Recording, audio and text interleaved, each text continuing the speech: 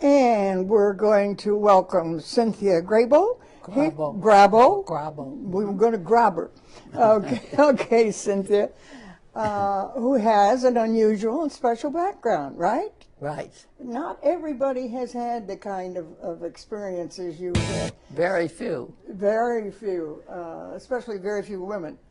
Okay, we like to start right out from the beginning, Cynthia, and like where did you come from, and just kind of help us get acquainted with you. Okay, well, I grew up in Chicago on the South Side, where my father was a professor of English at the University of Chicago. Oh. Yeah, not surprisingly, I went through the university school system, as did my sister, and I had just completed my master's degree in history and political science in the summer of 1941, and I was looking for a professional job rather than the clerical jobs, which were usually the only things open to women. And the Japanese attacked Pearl Harbor. Ho ho. And it opened up all kinds of opportunities for women, not just as Rosie the Riveter, but professional jobs too. And within a few months, I was offered 2 professional jobs in Washington. From Chicago? Yes. The first with the National Archives, for which I took a civil service exam, and the other was in Army Intelligence, which was a total surprise because I didn't know anything about it, and I hadn't even applied for it. But what happened was that one day my phone rang when I was at home, and a man came on who was actually the dean of the law school at the university. I had never met him, and of course he didn't know me. And out of the blue he said, "Would you like to go work for Army Intelligence?" And I said, "Well, I don't know hardly anything about the Army and absolutely nothing about intelligence, but why not?" So he said, "I'll send you the application forms."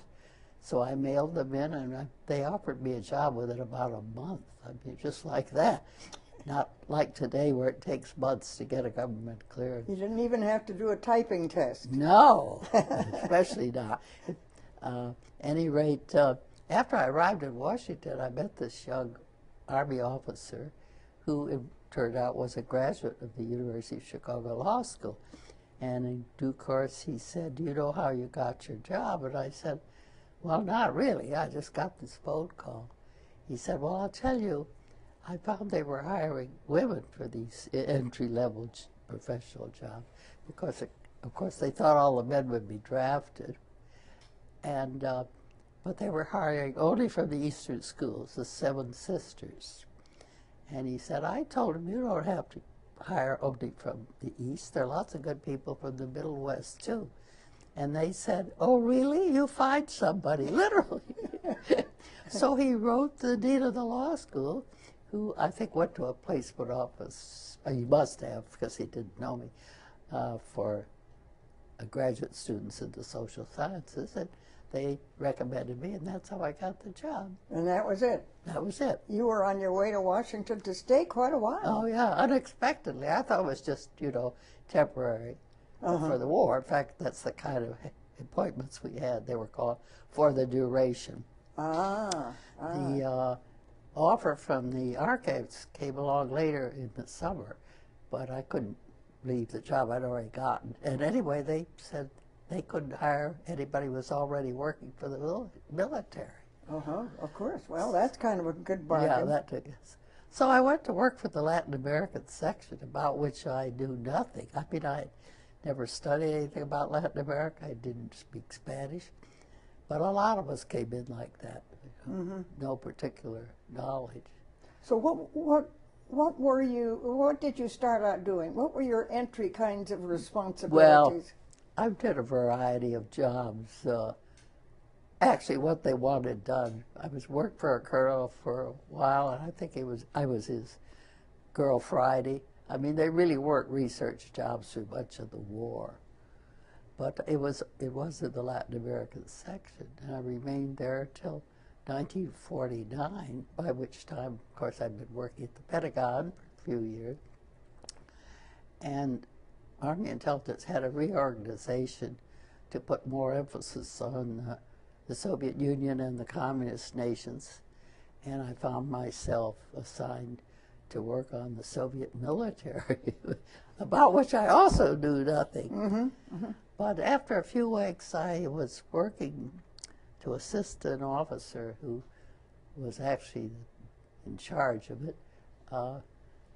It was a little inter-office working group that met every couple of weeks, usually of section chiefs, to assess the communist threat worldwide, rather than just assess the communist threat. Military threat, actually. Military, worldwide, rather than just area by area, to look at it across the board. And we prepared a little paper, I remember, in the spring of 1950, which said, among other things, that the outbreak of war could occur in Korea at any time, but I can't say we really predicted it. It was just one of the threats we saw. Well, after the North Korean attack, which really was a totally surprise attack in June 19... Was or was not? Was a surprise totally attack. Surprise. Yeah. Korea. It was a surprise. Though people had predicted it might happen, nobody predicted that it would happen. And within weeks after that, our little group expanded. It started meeting every week, and we got people in from the Air Force, Navy, and by the end of the summer, from State Department and CIA. And by the end of the year, we had been christened the Watch Committee. The Watch Committee. The Watch Committee. Not watch, but watch with eyes. Yeah, watch the world. And later, for quite a while, I did almost all the work for the committee, though we did I did get an Army officer in also, who was very helpful. But mostly, I worked pretty much by myself for about 3 years in support of this committee. When you say you worked, what kinds of things were you doing, Cynthia? Well, I did research for the committee and provided information on various subjects. What would you be looking for? This is to predict the threat. Right. So what would you be looking for? Well, above all, we looked for military preparation first, but also for political developments, which would indicate some nation or other was threatening to take over another. Actually, when the Korean War started, there was a general feeling that it might be the first of communist aggressive moves if we hadn't intervened. Okay. So there were lots of things to look at in the 50s and 60s. After the Korean War was settled, there was Vietnam, which 10 years problem for us, with our forces engaged, of course. There were 3 wars in the Middle East, Arab-Israeli conflicts over that period. Berlin was constantly a concern. People today don't realize how deeply worried the administration was about the threat of war breaking out in Berlin. And then what influence where would the thrust come from for Berlin? Was that? Well, of course, the city was divided into the Western and Soviet sections. And it was always a threatening situation. Well, we had the Berlin airlift when they cut off access by ground in whatever year it was, 48. Yeah. No, the next year, later. And so we had an airlift for a while to sustain the city. There was always fear that some clash on the Autobahns, which was our access to Berlin, was on the ground over the roads, that some incident there would erupt into a conflict. And then in 1961, the Soviets closed the sector borders in Berlin to access by people. And it was to cut off the flow of refugees from eastern Germany into the west. They simply built the wall around the city. So that was a very dangerous era. And then we had the Cuban Missile Crisis the next year, which was, of course, the most dangerous situation we've ever confronted. And even today, people get nervous when they talk about how dangerous the prospect of nuclear war was. So what was your role? What you were using your brain to impact this situation, but well, I would like to think it had some influence. Oh well, Actually, from 1953 on, we had a little interagency support staff for the Watch Committee, and it was called the National Indications Center. And I was a representative to it from the Army and later from DIA after my job was transferred to the Defense Intelligence. But there were representatives from the State Department, CIA, NSA, and the military services, all of whom had representatives on. We were supposed to produce information or analysis in support of the committee, which we did to some extent. But and you were kind of one of the leaders in that. Well, I was one of the members. I'm not sure I was a leader. Okay. But I was more experienced than most of the people. Than most of, Since I've been working on it since '49, most of the people assigned by these agencies were there on 1 or 2 year tours. So when we've got a book here, and we're going to come to it, but when does the book enter what you're talking about now? Well, from bring us up to that.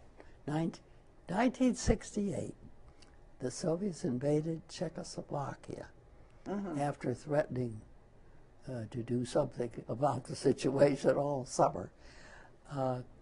And I felt, well, let me say, it was the largest buildup of Soviet combat power since World War II. Surrounded Czechoslovakia, a massive movement of forces into Eastern Europe, and many political indications that they were determined to maintain control of Czechoslovakia. But they invaded on a Tuesday night in August 1968, and I felt, and many did, that the community had failed to give adequate warning to the policymaker. They recognized the threat, but they never put all the political and military information together to give I felt, a good accounting of why the invasion was likely. Anyway, I was very unhappy about it because it seemed to be, this was the culmination of these 18 years experience in which we'd made the same mistakes over and over. You didn't like that? No, I didn't like it at all. In fact, I won't say that there were warning failures so much as they were inadequate warnings. Not warning failures, but inadequate warnings. Yeah. That's one of those, it sounds to me like what you should do is, now I'm telling you something. Tell them again. Now I told you. That's right. And that's exactly it. That was what you were saying. We didn't tell them enough. That's right. Or often, there was a State Department member of the committee in the early days, and he said, no matter what goes wrong, the policymaker always says it's the fault of intelligence. And he said you could point out to him that you'd pointed out this threat and told him something might happen several times, and the policymaker would say, well, you didn't say it often enough or loud enough. And that's where intelligence, they wanted to paper over the differences. So what'd you do about it? Well, I decided somebody should write a book. And I felt that a lot of the problem was, or at least part of it, that the analysts in one area might learn a lot, like on Korea, but what they learned didn't carry over to Vietnam or Cuba or the Middle East because they were a totally different group of analysts working each of these crises. And there wasn't any textbook to help analysts or their supervisors understand these problems, which are recurrent. Mm-hmm. Mm-hmm. So I said somebody should write a book. Well, I was the only person who was likely to write a book.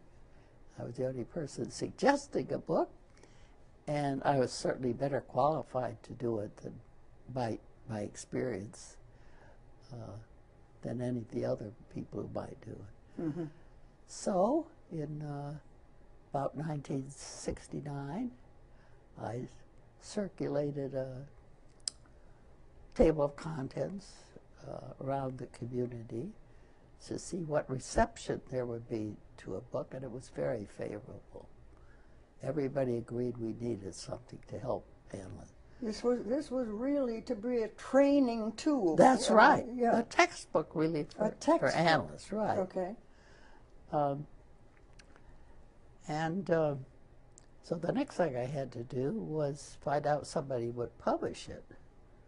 I mean, I wasn't writing a labor of love to sit on the shelf.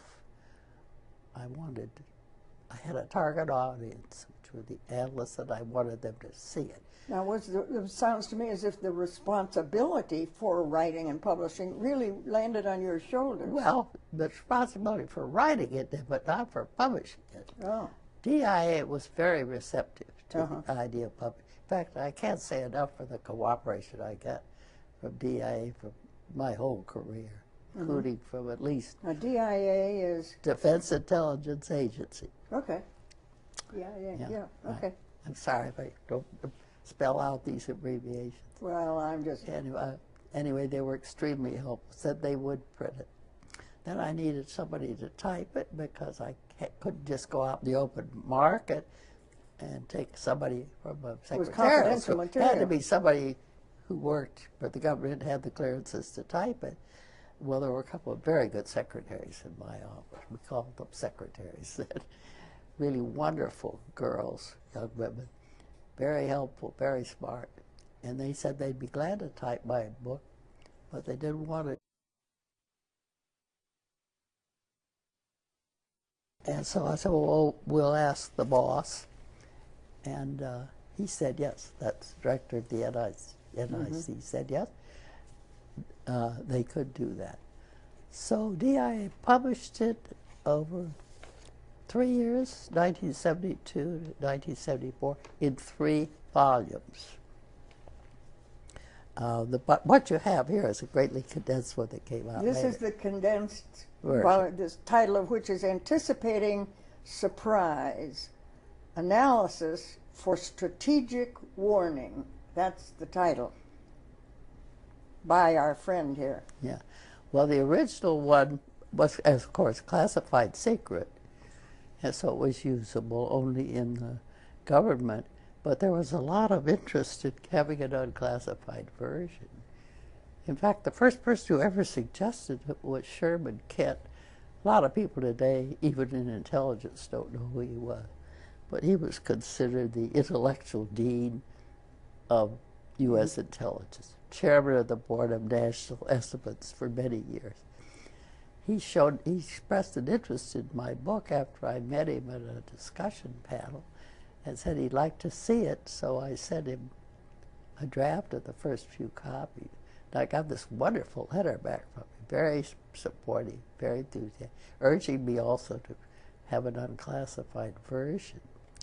But I really wasn't interested in that. I just wanted to finish what I was doing. So the year I retired, CIA offered me a fellowship. This is CIA now, offered me a fellowship to come back and prepare an unclassified version, but I declined it. I wanted to go on vacation to Hawaii and a lot of other things. Was not interested in going back to work. But the idea wouldn't die. And 3 years later, the Defense Intelligence College and the Association of Former Intelligence Officers, a retired group, requested an unclassified version. And naturally, I was hired to call back from retirement to get a temporary clearance so I could read my own work. And this is what emerged from it. Well, I should qualify that. What emerged from it was not this condensed version, but a longer one, written in collaboration with DIA. And we thought it would just go through easily and unclassified and be published. But, well, DIA can't just publish anything it wants to. It has to send it through the DOD Office of Public Affairs. And they said, no, too classified. They would not clear it. And they referred it to CIA, which had previously said they didn't want to look at it, but they did. And they said none of the above. They wouldn't clear any of it, not a single paragraph. I have a file about this thick of correspondence with CIA, 1983 to 85, in which they repeatedly refused to see anything published on warning, particularly not by an expert like me. That's what they said. Okay. So the whole thing died. In fact, General Jim Williams, who was retiring as director of DIA, personally appealed to Bill Casey, who was then director of CIA, to look at it. And Mr. Casey said he would, but that's the last I ever heard of it. I never knew whether he looked at it or what he decided. So we're going to need to, we got about 4 or 5 minutes left. So okay. Let's get it published. Yeah, well, that came in 2000. We're talking now about 15 years after it had been turned down. The world situation had changed dramatically. Communism had been overthrown in the Soviet Union and Eastern Europe. The whole atmosphere is much more favorable to publication. And I got in touch with a man who was teaching warning, it seemed, and had my book, my classified book, and he was very interested in having an unclassified version. So we got together using the text that DIA had cleared 15 years before, and it went through easily. But we produced this greatly condensed version between us. Actually, it's about a third the size, maybe less, of the original. And this was published by the Defense Intelligence Agency in 2002, and a couple of years later published commercially. And just in case our residents have not heard of this and kind of wonder what happened, we're happy to report, aren't we, that you received, for all of your work, the Defense Intelligence Agency's Exceptional Civilian Service Medal. No, that's the national medal. Yeah, I know. Yeah. But that's a medal you received. Yeah, right. Okay, and then otherwise, the other, you had the Central Intelligence Agency's Sherman Kent. What was that? That was for a contribution to their magazine, which is called Studies in Intelligence, and they give it annually for what is considered the best contribution to the literature of intelligence for that year. It's kind of a high prestige. Yeah, it's my favorite award. I mean, I'm very pleased to have it. That's why we wanted to emphasize this as the culminating factor. National Intelligence Medal of Achievement. Mm-hmm.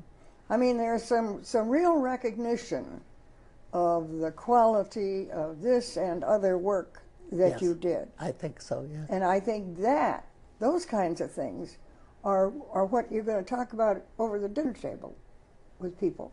They're going to say, what about, okay? Well, What did you say?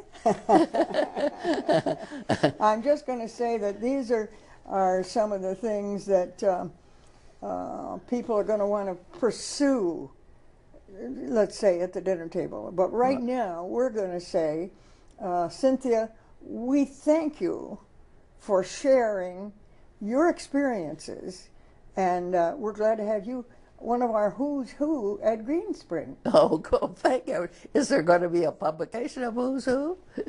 Oh, I'm not making any predictions. I don't know.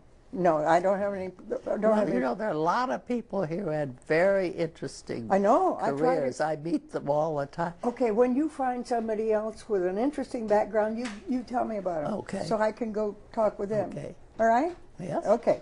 All right. Thank you, Cynthia. And we're going to talk about